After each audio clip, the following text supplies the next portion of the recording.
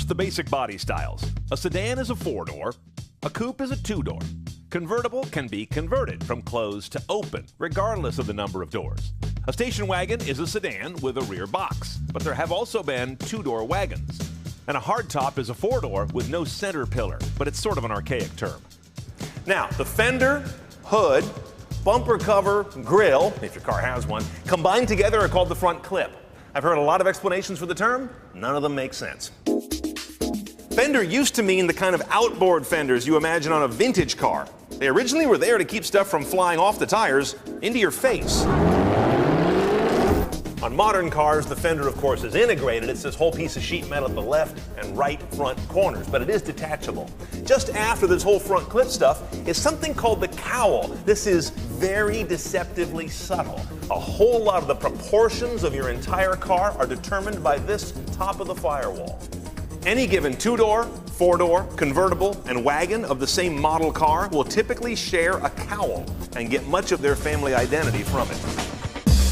Now, as you come around from the cowl, you get what's called the greenhouse. That's all this stuff up here, your glass and your roof, everything above the belt line, which is this line along the bottom of the side glass.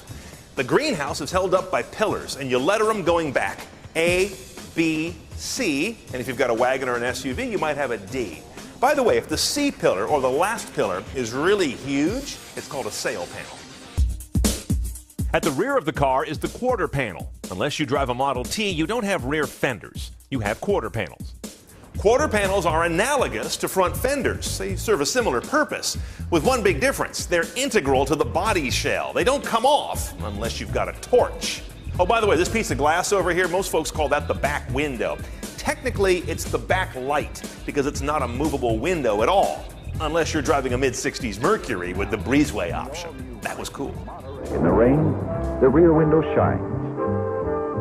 Sun warm, the styling shades the back seat. A vehicle's wheelbase is the distance between the wheels on the side of the car measured at the hub centers. Go the other way, measure left to right, and that's your track. It's like 2 feet on this Fiat.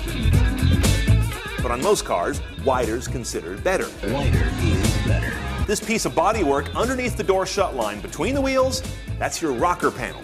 Carry that line farther out beyond the wheels, and those are your overhangs.